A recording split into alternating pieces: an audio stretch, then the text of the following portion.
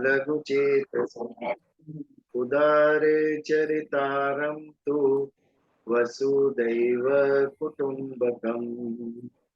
ॐ स्वस्ति न इन्द्रो वृद्धश्रवाः स्वस्ति न पूषा विश्ववेदाः स्वस्ति नस्तार्क्ष्यो अरिष्टनेमि स्वस्ति नो बृहस्पतिर्दधातु।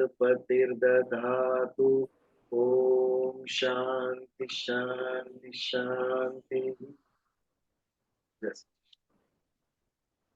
આજે કોણ ગાઈ રહ્યું છે? હું ગાઉં છું ભજન. આજે આવો रे एक दिन सब मिट जाएंगे, मत इतराओ मन भाव रे के एक दिन सब मिट जाएंगे।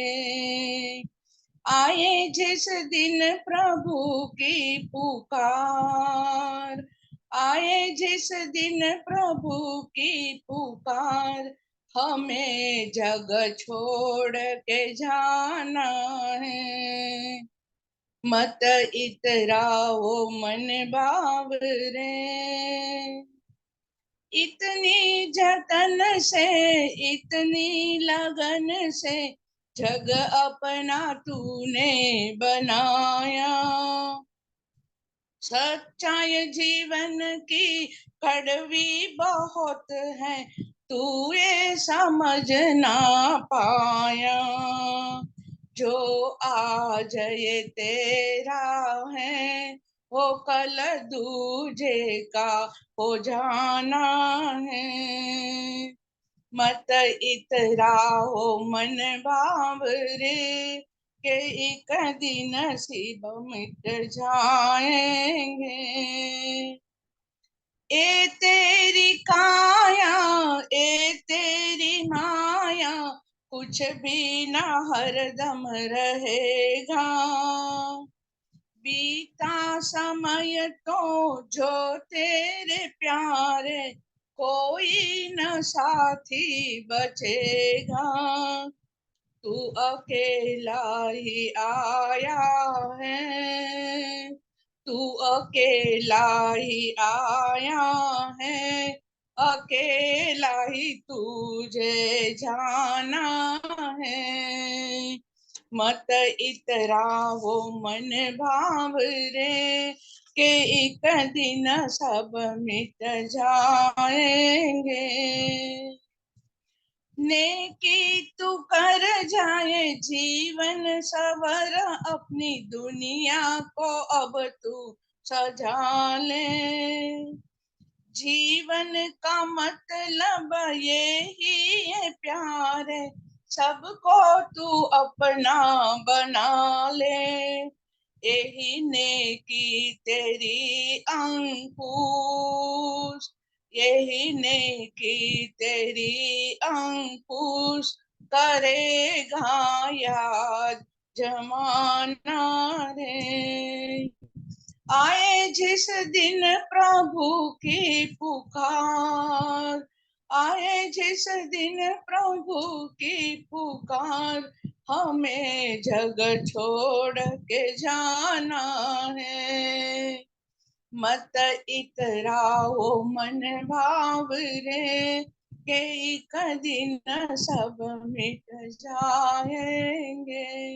कृष्ण कन्हैया लाल की जय। भावनाबेन ब्रह्म निर्वाण। तेज चित्त जब उपराम हो जाता है, उपराम यानी स्टॉप्स फंक्शनिंग, अपना कार्य करना छोड़ देता है। मन का कार्य है इच्छा करना, ये जब इच्छा करना छोड़ देता है तो उसे उपराम हो गया कहते हैं।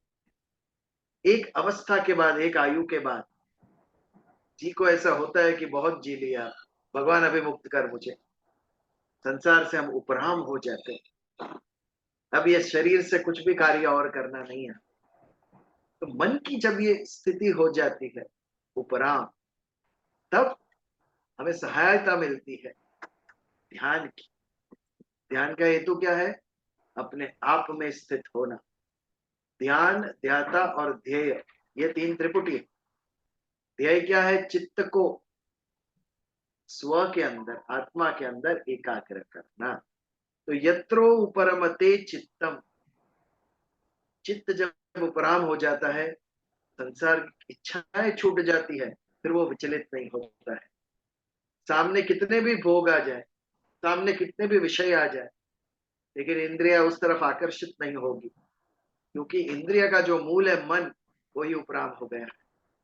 उसने इच्छा करना, उसने भोगना, उसने सुख प्राप्त करना, इंद्रिय सुख, ये छोड़ दिया है। ये सहायता करता है चित्त एकाग्रता के लिए।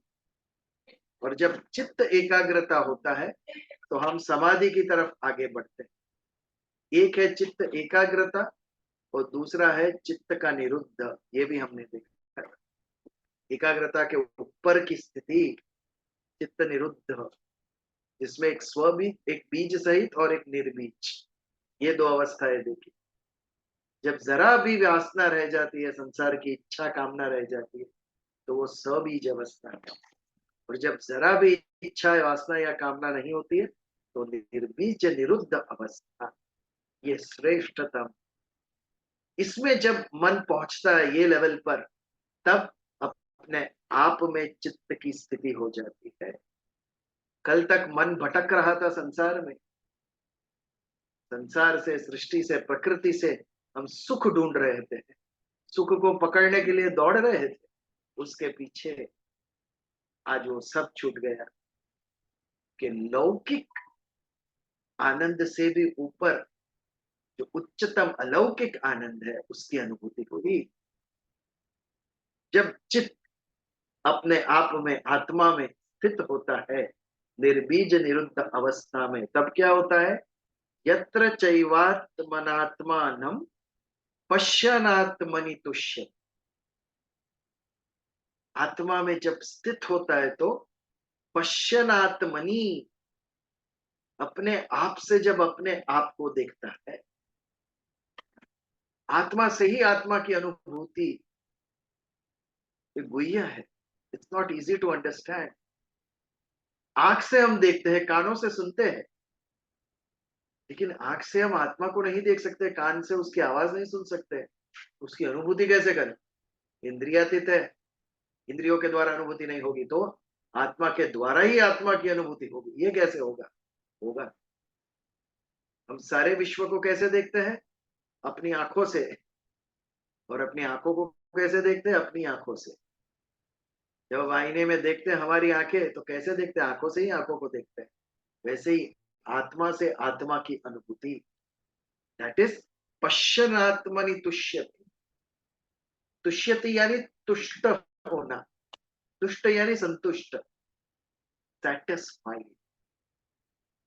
संसार की कोई बातें हमें सेटिस्फाई नहीं करती।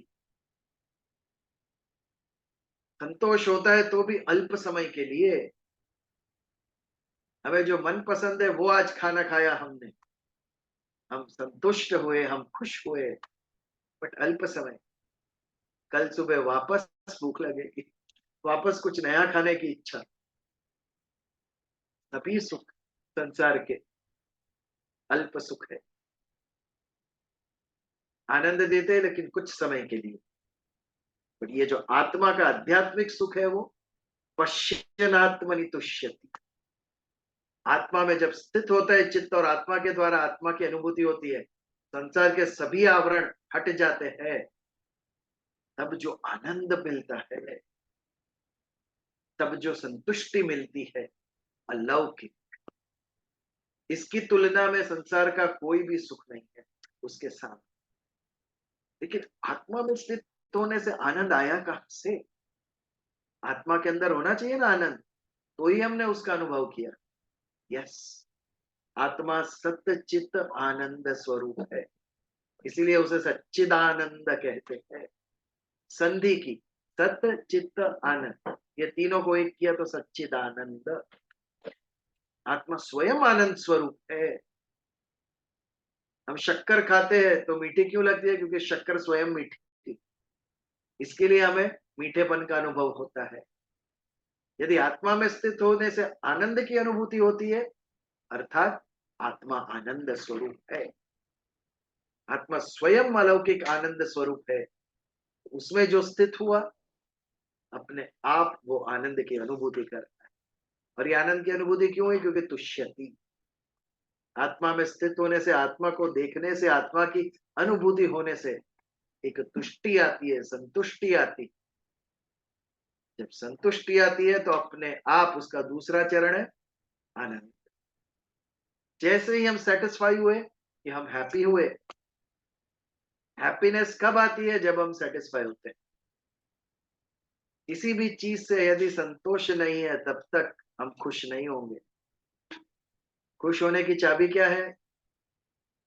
ज्यादा पैसा लेना, ज्यादा गहने लेना, कपड़े लेना? जी नहीं, खुश होने की चाबी है संतुष्ट होना।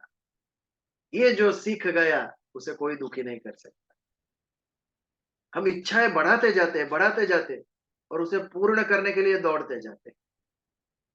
भ्रम है, इच्छाएं पूर्ण करने से हम खुश होंगे। यदि खुश होना है तो संतोषी बनो, जो मिला है उसमें तुष्टि का अनुभूति करो। भगवान तूने जो दिया है मैं खुश हूं उसमें। ये भाव जब आएगा, ये तेरा प्रसाद है और इसमें से मैं मेरा आनंद ढूंढूंगा, तभी सुखी होंगे हम।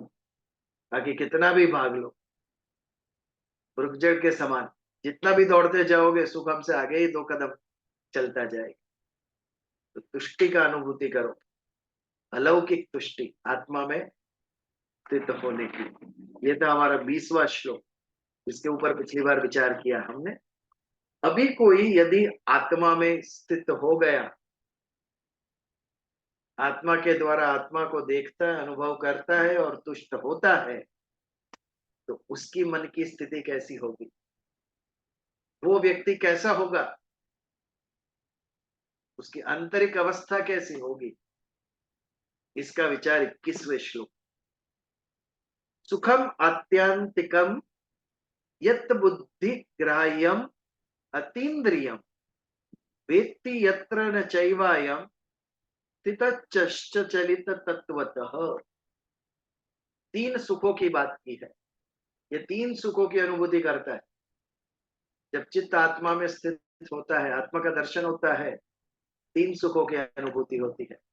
अलौकिक सुख, ये याद रहे, ये तीनों अलौकिक सुख है। सुखम अत्यंतिक, अत्यंतिक सुख। आप किसी भी इंद्रियों से जो सुख भोगते हो उससे ऊपर का सुख। इंद्रिय सुख के ऊपर भी सात्विक सुख। व्हाट इज सात्विक सुख? पिछली बार शायद पूछा था मैंने, सात्विकता कैसे आती है, सात्विक सुख किसे कहते हैं? Can anybody try? यस भावना बहन। ફોર એક્ઝામ્પલ સત્સંગમાં કે કીર્તનમાં જે આનંદ આવે એ સાત્વિક સુખ કહી શકાય. Yes, 101%. But why? क्यों? કારણ क्रिकेट में जो કે પણ આનંદ આવે છે, બે આનંદમાં ફરક છે? ફરીવાર રિપીટ કરો જરા, સમજાણું નહીં મને. हम लोग मूवी देखते हैं, पिक्चर देखते हैं, हाँ, भी आनंद आता है, क्रिकेट मैच देखते हैं तो भी आनंद आता है, और सत्संग से भी आनंद आता है। तीनों आनंद में फर्क क्या है?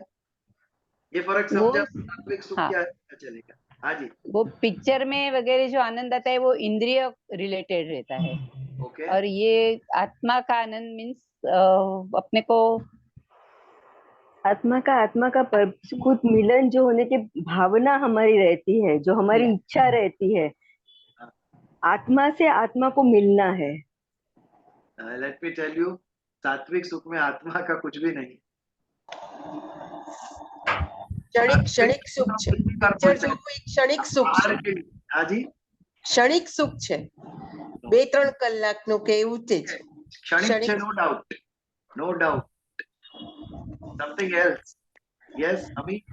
Anybody else to try? सत्व એટલે सत्य जो है ना, जो सत का जो अपनी ये है, What is Sat? સત એટલે જે ખરેખર પરમાત્મા એ સત, એ सत्य ने આપણે મળવાની, उनका जो हमारा जो ये मिलने की इच्छा है वो, जैसे कि परम आनंद उनमें दिखता है. Maybe I can't explain it properly. No, no. Yeah. You're close.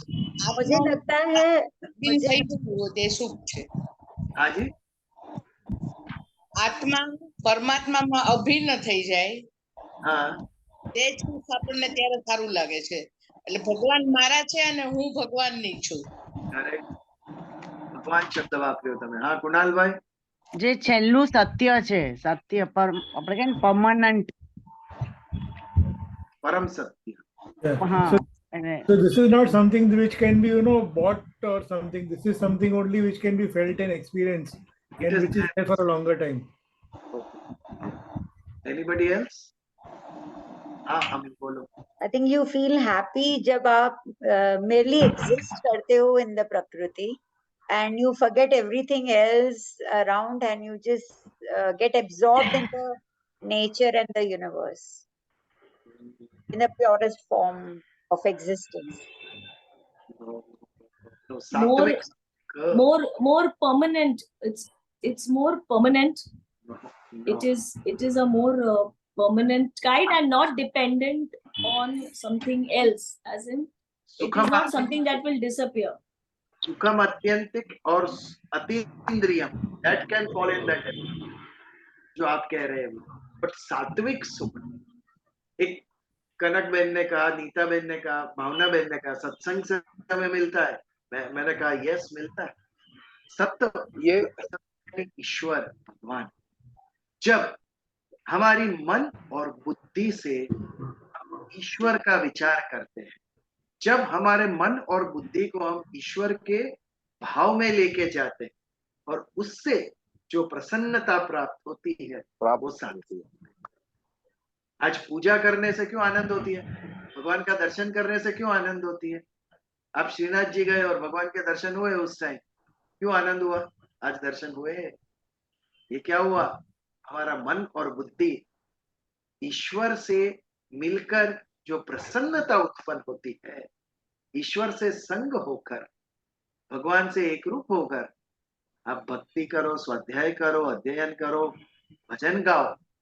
भजन गाने में भी क्या होता है? जब हम भजन गाते हैं तो हमारा मन ईश्वर में लगता है. तो जब मन और बुद्धि हम ईश्वर में लगाते हैं, उससे जो प्रसन्नता मिलती है, सुख मिलता है, दैट इज सात्विक सुख. Now, you all were telling कि ये परमानेंट है. I refuse. क्या ये परमानेंट सुख है? ये जो सात्विक सुख है, ये 45 मिनट्स का सुख है. 10:15 बजे ये जूम डाउन होगा, वापस सात्विक सुख की जगह हम इंद्रिय सुख में आ गए, राजसी सुख में. It is not permanent. It is not related to आत्मा. પણ સત્સંગ પૂરા થયા પછી સત્સંગનો જે ભાવ છે એ વાગોળ્યા કરીએ તો પછી ક્યાંય દૂર નથી જતા. Yes, then it is સાત્વિક સુખ. પણ એ થાય છે નીતાબેન? ગયા? થાય છે આપણાથી? હા. કેટલો ટાઈમ? એટલે લગભગ તો રાતના સુઈ જઈએ ત્યાં સુધી ચાલે છે. પછી હા, પછી નેક્સ્ટ ડે ઉઠ્યા એટલે પાછા હતા એના ત્યાં ના ત્યાં. સવારે ઉઠીએ ત્યારે બી પછી ભગવાનનું સ્મરણ જ થયા કરે છે. ये बहुत सारी बात है. मैंने एक एक्सपेरिमेंट कहा हमारे शुक्रवार के सत्संग स्थल में पारला कि नेक्स्ट शुक्रवार को कोई भी सत्संग में आएगा नहीं, लेकिन अपने घर पे बैठ के सब 1 घंटा भगवत गीता का अध्ययन करेंगे. कितनों से होगा? मैंने पूछा. आधे लोग बोले मैं याद भी नहीं रहेगा कि ये करना है. होगा अकेले से? अगर मैं कहूँ तो अगले मंगलवार मैं नहीं आऊंगा जूम में, आप लोग को करना है, जो करना है करो. अकेले बैठने करना और मुश्किल है. 10 लोग बैठ के तो कर सकोगे, लेकिन अकेले करना मुश्किल है. પણ અમે તો મંગળવાર પૂરો થાય પછી મંગળવારની રાહ જલ્દી જોઈએ છે કે હવે મંગળવાર પાછો ક્યારે આવે. ये बहुत सारी बात है. ये बहुत सारी बात है. बट कहने का अर्थ है, तात्पर्य क्या है? ये कठिन है. मन लगाना ईश्वर में बहुत कठिन है. इसके लिए सात्विक सुख को इतना इंपॉर्टेंस दिया है। पिक्चर चल रहा है, मन लगाना कितना आसान है उसके अंदर। लड़कों को क्रिकेट मैच चल रही है, मन लगाना कितना आसान है। बट ईश्वर में मन लगाना और उसमें से सुख प्राप्त करना, हम मन लगाते हैं, क्यों लगाते हैं? कुछ मिले इसके लिए लगाते हैं। एग्जाम नजदीक आती है तो बच्चों का मन ईश्वर में जाता है। भगवान ने लोच पगे कर लागी ने पेपर लखवा जैसे वेकेशन में भगवान याद नहीं, हमें पति क्यों काम पति क्यों भगवान। हाँ बोलो अमी जी। मुझे एक्चुअली एक क्वेश्चन है, अगर आप कह रहे हैं कि सात्विक सुख तब मिलता है जब भगवान को याद करते हैं, स्मरण करते हैं, बट जब हम ध्यान करते हैं तभी हम बोलते हैं कि हमें अंदर कनेक्ट करना है, अपनी आत्मा से कनेक्ट करना है, विच इज ऑल्सो भगवान का अंश है। तो अगर मैं ध्यान कर रही हूँ और मैं कोई भगवान को याद नहीं कर रही हूँ, पूजा नहीं कर रही हूँ, और merely एग्जिस्ट कर रही हूँ with the belief, with the happiness that I'm born and I'm भगवान का अंश, that itself is also sattvic sukh, na, merely existing in the purest form and not thinking of achieving anything or getting anything, looking at anything, doing anything. सत्य से मिले वो सात्विक सुख। ना उस सत्य की अनुभूति आप निर्गुण अवस्था में यदि करते हो, निर्गुण निराकार अवस्था में परम तत्व के रूप में, तो भी वो है। और यदि आपने उसको एक मूर्ति का आकार दिया, सगुण साकार, भगवान कृष्ण की मूर्ति ले लो, राम की मूर्ति ले लो, उसमें यदि मन लगा के किया तो भी वो सात्विक सुख। लेकिन वो परमानेंट नहीं है। क्यों? क्योंकि आपका ध्यान भी परमानेंट नहीं रहेगा। आपको वो ध्यान आधा घंटा 1 घंटा मैक्सिमम, उसके बाद आप वापस उठ के आपकी दिनचर्या में आ जाए। तो ये जो सात्विक सुख है उससे भी ऊपर का सुख है। ये सात्विक सुख जब हम अनुभूति करते हैं तब हम संसार से जुड़े हुए हैं। इसके लिए ये जो सात्विक सुख है वो अल्प समय है, वो भी अनित्य है। जब तक मन बुद्धि ईश्वर में लगा है तब तक हमें वो सुख मिल रहा है, बट वो हमेशा तो लगा नहीं रहता है, वो भटक ही जाता है। वहां से वापस कूद के संसार में आता है। बंदर जैसा है मन, एक डाल से दूसरी डाल कूदता ही रहता है, एक सुख से दूसरा सुख ग्रहण करने के लिए दौड़ता ही रहता है, एक चीज पे वो ठहरता ही नहीं। तो ये जो अत्यंतिक सुख है वो सात्विक सुख से भी ऊपर है, क्योंकि सात्विक सुख भी लौकिक है, वेरेस अत्यंतिक सुख अलौकिक है। वो जब आप स्वयं आत्मा में स्थित होते हो और आत्मा का जो आनंद स्वरूप है उसकी जो अलौकिक अनुभूति है वो अत्यंतिक सुख। इसके ऊपर कुछ भी नहीं, इसके ऊपर कुछ भी नहीं। अर्थात जब आप ध्यान से या अन्य मार्ग से जब आत्मा की अनुभूति करते हो, आत्मा में स्थित होते हो, तो सबसे पहले आपको एक अत्यंतिक सुख की अनुभूति होती है, तो सात्विक सुख से भी ऊपर है। दूसरे दो शब्द यतत बुद्धिग्राह्य और अतीन्द्रियम। इंद्रिय से कौन सा सुख मिलता है? इंद्रिय से राजसी सुख मिलता है। व्हाट इज राजसी सुख? राजा को जो सुख प्राप्त हुआ है वो, राजा को कौन सा सुख प्राप्त हुआ है? सबसे पहले राजा के पास सत्ता होती है, पावर। दूसरा, राजा के पास संपत्ति होती है, वेल्थ। तीसरा, राजा के पास प्रसिद्धि होती है, फेम। राजा को हर एक व्यक्ति जानता है राज्य का, बाजू के राज्य वाले लोग भी राजा को जानते हैं। तो जिसके पास नेम है, फेम है, पावर है, वेल्थ है, इससे जिसको आनंद मिलता है वो राजसी सुख। अब सोच के देखिए, हमारा सारा जीवन हम ये राजसी सुख प्राप्त करने के लिए ही बिताते हैं। ज्यादा वेल्थ चाहिए, वेल्थ से क्या करेंगे? ज्यादा वस्तुएं लेंगे, हम वस्तुओं का भोग करेंगे।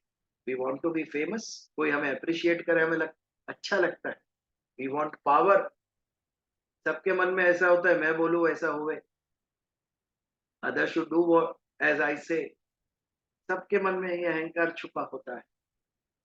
ये जब पूर्ण होने से आनंद मिलता है उसे राजसी सुख कहा जाता है। और हम कितने मूर्ख हैं, हमने हमारे जीवन का लक्ष्य इस राजसी सुख को बना दिया। सूक्ष्म साथ देखिए, यही सब पाने के लिए हम सारा जीवन व्यतीत कर देते हैं। बहुत कम लोग हैं जो राजसी सुख से ऊपर सात्विक सुख का आनंद लेते हैं। ईश्वर के शरण में जाने से आनंद आता है, वो सात्विक सुख। राजसी सुख ईश्वर से विमुख ले जाता है। हमें संसार से वो सुख खींचने की आदत पड़ गई है। धन, संपत्ति, वैभव, सत्ता, प्रसिद्धि सब संसार से मिलता है। भगवान के साथ एक रूप होना है तो ये सब त्याग करना पड़ेगा, तब जाके ईश्वर से एक रूप होगा। तो ये जो राजसी सुख है वो सब इंद्रिय जन्य सुख है। ये सब सुख हम इंद्रियों से भोगते हैं। मुझे प्रसिद्धि मिले, इससे जो आनंद होता है वो मेरे अहंकार का विषय है।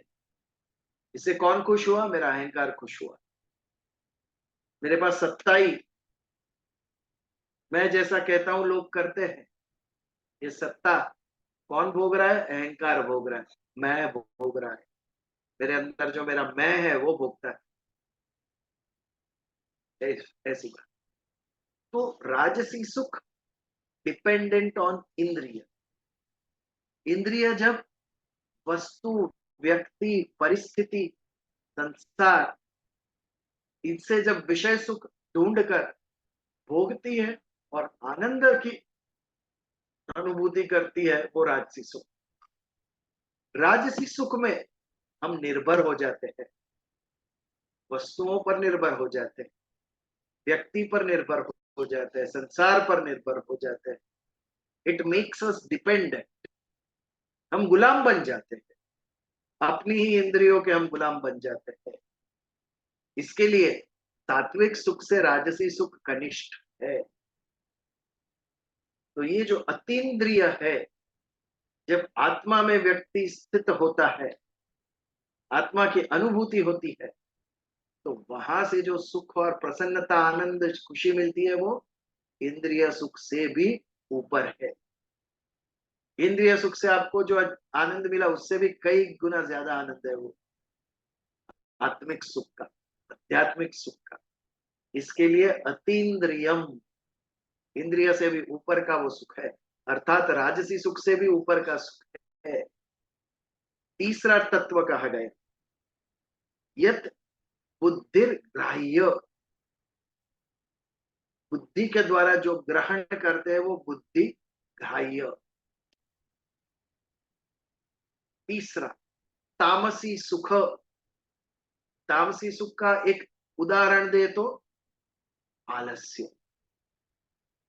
कुछ नहीं करना है, सोए रहना है, बस अज्ञान, तामसी सुख। स्कूल में पढ़ाई करनी ही नहीं है, बुक खोलनी ही नहीं है, कुछ सीखना ही नहीं है जीवन में। मन के अंदर ना ही कोई जिज्ञासा, ना ही कोई तत्परता कि मैं कुछ ज्ञान प्राप्त करूं, मैं कुछ सीखूं। आलस, अंधकार, कुछ नहीं करना है जीवन, सारा जीवन व्यतीत कर देते हैं। ये तामसी सुख, इसमें आनंद मिलता है। जो ऐसा करता है, क्यों करता है? Because they are happy in that. जो आलस करता है, सोया रहता है, कुछ काम नहीं करते हैं, घर में पड़े रहते हैं, ये क्यों ऐसा करते हैं? Because they are enjoying that life. काम नहीं करना है क्योंकि काम नहीं करने से आनंद मिलता है, इसके लिए वो करना है। ये जो है वो तामसी सुख। ये तामसी सुख कब उत्पन्न होता है, या व्यक्ति तामसी कब होता है? जब उसके विवेक बुद्धि का नाश होता है, तब। जब सही और गलत इसकी समझ धुंधली हो जाती, क्लैरिटी नहीं रहती है, ये जो हम कर रहे हैं वो गलत है, वी एक्सेप्ट इट, हाँ यही सही है, ये भ्रम है, ये जो मैं कर रहा हूं वो सही है। ये भ्रम उत्पन्न क्यों हुआ? क्योंकि मेरा ज्ञान नाश हुआ, मेरा विवेक का नाश हुआ, सही और गलत इसकी समझ में भूल बैठा, क्योंकि शरीर को बहुत ही कंफर्ट मिल रहा है, सुख मिल रहा है कुछ नहीं करने से। ये जो तामसी सुख है, जिसमें विवेक का नाश हुआ है, विवेक किससे मिलता है? बुद्धि से मिलता है। राइट एंड रॉन्ग की समझ कहां से आती है? बुद्धि के द्वारा आती है। बुद्धि ग्राह्य ये जो सुख है वो बुद्धि से भी ऊपर का सुख है। बुद्धि भी संसार का तत्व है, प्राकृतिक तत्व है, जबकि आत्मा बुद्धि से ऊपर है। बुद्धि के द्वारा आप आत्मा की अनुभूति नहीं कर सकते। आगे एक श्लोक में लिखा था अप्रमेय, यू कैन नॉट कॉम्प्रीहेंड। आत्मा को आप बुद्धि के द्वारा उसका अनुमान नहीं लगा सकते। आप जो कॉम्प्रीहेंड बुद्धि के द्वारा नहीं कर सकते, अप्रमेय है, वो तत्व है ये। आत्मा के द्वारा ही आत्मा की अनुभूति होगी। तो तीन तत्व देखे हम। सुखम अंत्यंतिक जो सात्विक सुख से भी ऊपर है, बुद्धि ग्राह्य जो तामसी सुख से भी ऊपर है, और अतीन्द्रियम जो राजसी सुख से भी ऊपर है। ये तीनों सुखों से ऊपर है आध्यात्मिक सुख, जो स्वयं अनुभूति होती है हमें। दैट मीन्स हम अन्य पर निर्भर नहीं है। बाकी सब सुख के लिए, सात्विक सुख के लिए भी ईश्वर के ऊपर निर्भर है। भगवान से एक रूप होते हैं तब वो सुख मिलता है, भगवान का चिंतन करते हैं तब वो सुख मिलता है। अतीन्द्रिय सुख जब संसार से वस्तु मिलती है तब हम सुखी होते हैं, जबकि ये सुख किसी के ऊपर निर्भर नहीं है, स्वयं अपने आत्मा से उसका स्फुरण हो रहा है, जो अपना खुद का है। ये सुख जिसे कहते हैं अत्यंतिक सुख। ये तीनों कब मिले? आगे के श्लोक का जो समापन किया, पश्यंत आत्मानि तुष्यति। आत्मा में स्थित होकर, आत्मा को आत्मा से देखकर, आत्मा से आत्मा को जानकर जब एक तुष्टि आती है, संतुष्टि, तब कौन से सुख की अनुभूति होती है? सुखम अत्यंतिक, बुद्धिकाय और अतीन्द्रिय सुख। ये तीन सुखों की अनुभूति होती है जो एकदम अलौकिक है, और उसे हम कह सकते हैं ये हमारा आनंद है। और ये आनंद नित्य है, बाकी सब अनित्य। नित्य क्यों है? क्योंकि वो जहां से आ रहा है वो आत्म तत्व नित्य है। आत्म तत्व नित्य है, अनित्य नहीं। इसके लिए वहां से आने वाला, उत्पन्न होने वाला सुख भी नित्य है। जो मैं बाह्य को किसी वस्तु पर निर्भर नहीं करता, इंडिपेंडेंट रखता है, डिपेंडेंट हुए बिना जहां से हमें प्रसन्नता मिलती है, नित्य प्रसन्नता मिलती है, ऐसा ही अत्यंतिक सुख है। इस सुख की अनुभूति होती है। तो सुखम आत्यंतिक यतद बुद्धि गायम अतीन्द्रियम वेत्ति यत्र न चैवायम स्थितश्चलित तत्वतः। ये सुख का जिसको आनंद मिला, जिसने ऐसा सुख प्राप्त किया, वो इस सुख से चलित होगा कभी? प्रश्न है ये। कभी नहीं होगा। इससे श्रेष्ठ तो कुछ है ही नहीं। कल तक मेरी 10,000 रुपए की नौकरी थी, आज मुझे 20,000 रुपए की नौकरी मिली। मैं वापस जाऊंगा 10,000 की नौकरी में? नहीं जाऊंगा। मैंने उससे उत्तम तत्व की प्राप्ति की, अब जो कनिष्ठ था उसके तरफ मैं नहीं जाऊंगा। तो जब मुझे आध्यात्मिक सुख की अनुभूति हुई, तो मैं क्या आत्मा से चलित होकर वापस सांसारिक सुख में जाऊंगा? कभी। जिन्होंने ये सिद्धि प्राप्त की है, जिन्होंने आध्यात्मिक सुख की सिद्धि प्राप्त की है, अनुभूति की है, तो कभी उससे चलित होकर वापस संसार में आए नहीं है। क्योंकि परम तत्व के, परम सुख की अनुभूति हुई, जो वो वापस संसार में आएंगे इसकी अनुभूति करने के लिए।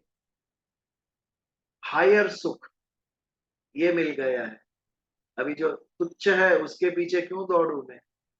ये बात। तो वेत्ति यत्र, यत्र यानी ये, वेत्ति यानी जानना। जो इस सुख को जानता है, न च एवं अयम स्थितश्चलित, इससे वो चलित नहीं होता है। ये स्थिति से, कौन सी स्थिति से? चित्त का आत्मा में स्थित होना। ये स्थिति से तत्वतः, तत्व से, आत्मा रूपी तत्व जो प्राप्त किया उससे वो कभी भी चलित नहीं होता। कॉमन सेंस की बात। बड़ा सुख मिल गया तो छोटे सुख के पीछे क्यों भागेगा कोई? कोई भी नहीं भागेगा। तो ये था हमारा 21वां श्लोक। इसके ऊपर यदि कोई प्रश्न या कोई बात है तो we can take it for Bijalbhai, can you elaborate આત્યંતિક વર્ડ નું થોડું એક્સપ્લેન કરી શકાય? More explanation I need. આત્યંતિક, अत्यंतिक यानी इससे आगे कुछ भी नहीं, नथिंग बियॉन्ड दिस, ये सबसे ज्यादा वो अत्यंतिक सुख। और ये जो अत्यंतिक सुख है वो तामसी सुख, राजसी सुख और सात्विक सुख इससे भी ऊपर का है। अल्टीमेट, अल्टीमेट, अल्टीमेट, जिसे इंग्लिश में कहते हैं bliss, bliss, BLISS, bliss. Correct, bliss से ऊपर कोई सुख, बिकॉज दैट इज अलौकिक सुख, इट इज दैवी सुख, आध्यात्मिक सुख है, निरंतर प्राप्त है, कम ज्यादा होता नहीं, उसका अंत नहीं होता है, उसकी अनुभूति केवल होती है, उसको एक्सप्लेन भी हम नहीं कर सकते हैं। जिसने अनुभव किया इस अल्टीमेट सुख का, वो उसका अनुभव भी हमें वर्णन नहीं कर सकते हैं। हमने इसका बहुत ही सिंपल स्वरूप हमारे मूवीज में देखा है, हमारी पौराणिक कथाओं में देखा है। एक मैं वाक्य हमेशा आपको बताता हूँ कि जब वैकुंठ में गए नरसिंह मेहता जी और महाराज देख रहे थे, वो जो अत्यंतिक सुख उन्हें प्राप्त हुआ वैकुंठ में जाकर, उनका हाथ जल रहा था, मशाल जो हाथ में पकड़ी थी, फिर भी उसकी अनुभूति नहीं हुई, उनको शारीरिक दुख की अनुभूति भी नहीं हुई, इतनी प्रबल प्रसन्नता प्राप्त हुई उनसे जब भगवान कृष्ण ने उन्हें महाराज का दर्शन कराया स्वर्ग में, वैकुंठ में। ये अत्यंतिक सुख, आपको अन्य किसी दुख की अनुभूति नहीं होती है, या अन्य सभी सुख फीके लगते हैं जिसके सामने, वो अत्यंतिक सुख, द अल्टीमेट, इससे ऊपर कुछ भी नहीं। Okay, thank you. बिजल भाई, स्मॉल थिंग कि ये सभी सुखों के ऊपर है, तो is this the same thing that Arjun को भी कृष्ण भगवान ने ये कहा कि तुम तीनों गुणों से, सत्वगुण, रजगुण, तमोगुण से ऊपर जाओ, this are, you have to go even beyond them, is this the same thing? That is गुणातीत अवस्था। Okay, that is a state, गुणातीत अवस्था। आज वो केवल सुख से रिलेटेड नहीं है गुणातीत अवस्था। आज हम तीनों गुणों के असर के अंदर है, और ये तीनों गुण हमारी वृत्ति डेवलप करता है, वृत्ति के मुताबिक हमारी मन, इच्छाएं, बुद्धि निर्णय लेती है। ये जो वृत्ति डेवलप होती है वो तीनों गुणों के कारण होती है। कभी हमें वैर भाव लेने की वृत्ति होती है, कभी किसी को क्षमा कर देने की वृत्ति होती है, कभी उदार हम हो जाते हैं। ये आई कहां से? ये अलग अलग भाव, ये प्रकृति के गुण हमारे अंदर ये भाव उत्पन्न करते हैं। गुणातीत अवस्था अर्थात ये सभी भावों से मुक्त हो जाना, अर्थात स्टेबल माइंड। आपका मन, आपकी बुद्धि किसी भी भाव से विचलित नहीं होती। दैट इज सॉर्ट ऑफ स्थित प्रज्ञा अवस्था, कि कोई भी वृत्ति, कोई भी इच्छा, कोई भी कामना आपके निर्णय को चलित नहीं कर सकती। दैट इज गुणातीत अवस्था। वो जो पहले जो हम सात्विक की बात कर रहे थे, तो आई वांटेड टू से कि जो सात्विक आपने बताया कि फिल्म देख के आते हैं उसमें भी हमको आनंद आता है और सत्संग में भी आनंद आता है, तो मेरे को ये कहना था कि सत्संग जो करते हैं हम, या सत्संग की बातें सुनते हैं या जो भी है, तो there we are connecting with the real, that is not fiction. Exactly. Whereas when we are watching a movie or reading a novel, we know that this is a story, and you know the characters after 3 hours they are going to be, you know, उनकी life कोई अलग होती है। तो I think वो जो खुशी या आनंद प्राप्त होता है वो उसलिए भी होता है कि you are connecting yourself with the real, you know, जो सत तत्व है उसके साथ आपका कनेक्ट उतने वक्त के लिए हो जाता है एटलीस्ट। जैसे आपने कहा कि वो बहुत डिफिकल्ट है, but it can only come with constant determination and practice. कि भाई आप कांस्टेंट, मतलब very very difficult, not difficult, very very difficult, but one must try. Yes, one must try. ये मूवी देखने से क्या होता है, मूवी में रियलिटी नहीं होती है, मूवी में फिक्शन है, क्रिएट किया होता है, असली नहीं होता है, नकली होता है। बाहुबली ऐसा कोई बना ही नहीं है अभी। देखिए मन को क्या चाहिए, मन को ऐसी फैंटेसी चाहिए, मन को ये फैंटेसी से आनंद मिलता है, फैंटेसी से। इसीलिए इसको मनोरंजन कहा गया। मन का रंजन करने वाला क्यों है? क्योंकि फैंटेसी क्रिएट की, रियलिटी से हमें दूर ले गए। मन को रियलिटी नहीं चाहिए, मन को बड़े बड़े चित्र चाहिए। सही है गलत, मन को कोई फर्क नहीं पड़ता है, उसे मजा आना चाहिए बस। इसके लिए उसे मनोरंजन। और हम जो करते हैं वो आत्मरंजन। ये हमारे आत्मा को अच्छा लगता है, शांति मिलती है। एक मनोरंजन है, एक आत्मरंजन। सात्विक सुख हमें आत्मरंजन की तरफ ले, पर वो कठिन है। मनोरंजन मिलना यूं आसान है, एक क्षण में मन लग जाएगा ऐसी बातों, लेकिन आत्मा तक पहुंचना बहुत कठिन। बट एक बार पहुंच गए फिर उससे ऊपर कुछ भी नहीं। परम, इसके ऊपर अल्टीमेट, अत्यंतिक। अत्यंतिक यानी बहुत सारा, इससे आगे कुछ भी नहीं। ये no turning back, no turning. Yes, चलो तो आगे बढ़े हम। 22वां श्लोक। ओहो, 5 मिनट बचे हमारे पास। यम लब्ध्वा चापरम लाभम मन्यते नाधिकं ततः यस्मिन् स्थितो न दुःखेन गुरुणापि विचाल्यते। गुरुणापि, गुरु यानी व्हाट इज गुरु? टीचर, जो अपने जीवन की अंधकार को दूर करता है। हाँ वो तो एक आध्यात्मिक गुरु की व्याख्या हुई। लेकिन अगर गुरु शब्द का लिटरल मीनिंग हम देखें तो गुरु यानी जो बड़ा है वो गुरु, जो लघु, छोटा है वो लघु। एक गुरुता ग्रंथि है, एक लघुता। जिसके मन में ऐसा है कि मेरा जैसा कोई नहीं, सब तुच्छ है मुझसे, वो गुरुता ग्रंथि। सुपीरियरिटी कॉम्प्लेक्स, ग्रंथि यानी कॉम्प्लेक्स। और एक बेचारा है जो समझता है मैं कुछ भी नहीं, सब मुझसे श्रेष्ठ है, वो लघुता ग्रंथि। जो अपने आप को लघु समझता है, complex. Neither that is correct nor this is correct, both are wrong, both are bad. ग्रंथि होनी ही नहीं चाहिए, ना सुपीरियरिटी ना इंफीरियरिटी, ना लघुता ग्रंथि ना गुरुता ग्रंथि। रियलिटी होनी चाहिए। जब आत्मविश्वास आता है तो रियलिटी आती है, हम ग्रंथियों से मुक्त हो जाते हैं। क्लैरिटी ऑफ माइंड, जब क्लियर दिखता है तो कोई ग्रंथि नहीं रहती है। वी असेस आवरसेल्फ, मैं कहां पर हूं। हाँ, कोई मुझसे आगे होगा, कोई मुझसे पीछे होगा, बट मैं ग्रंथि से पीड़ित नहीं हूं। मुझे वो सत्य दिखाई दे रहा है, मेरी स्ट्रेंथ क्या है, मेरी वीकनेसेस क्या है। I am not comparing with anybody, किसी से हम तुलना नहीं कर रहे, लेकिन हम अपने आप को एनालिसिस कर सकते हैं। वो कब कर सकते हैं? जब हमारी बुद्धि क्लियर हो, जब हम क्लियर देख सकते हैं, तब ना लघुता ग्रंथि आएगी ना गुरुता ग्रंथि आएगी।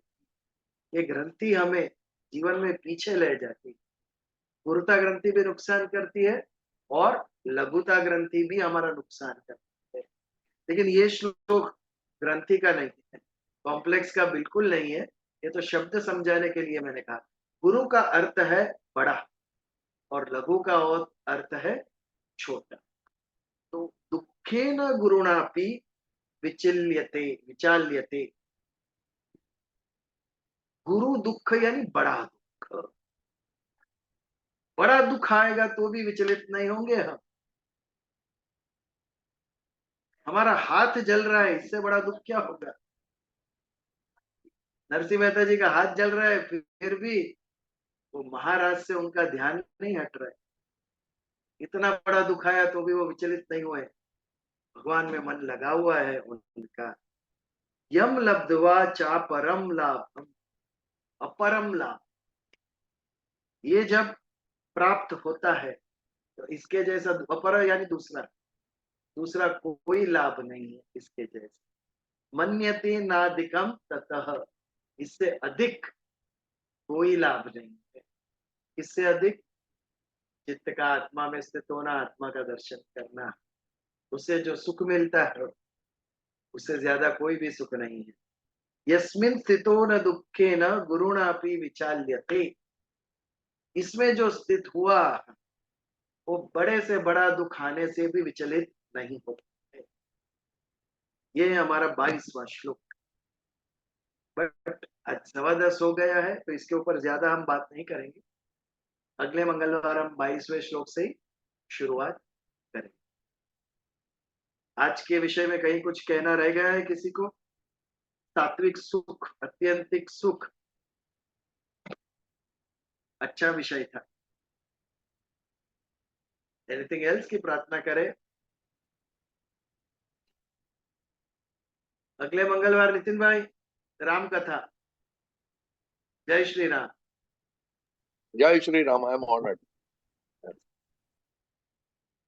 साईं प्रार्थना क्षमापना की प्रार्थना करें। भगवान शिव शंकर से हमसे कोई भी भूल हो तो उसके लिए क्षमा मांगे। कर चरण कृतम वाक काया कर्मजं वा श्रवण नैनं ज वा मानस वा पराधम विहितं वा सर्वमेतत् क्षमस्व। जय जय जय करुणाब्धे श्री महादेव शंभो। ओम शांति शांति शांति। जय श्री कृष्ण। जय श्री जय श्री कृष्ण। Thank you. બધાયને ખૂબ ખૂબ જય શ્રી કૃષ્ણ. જય શ્રી કૃષ્ણ.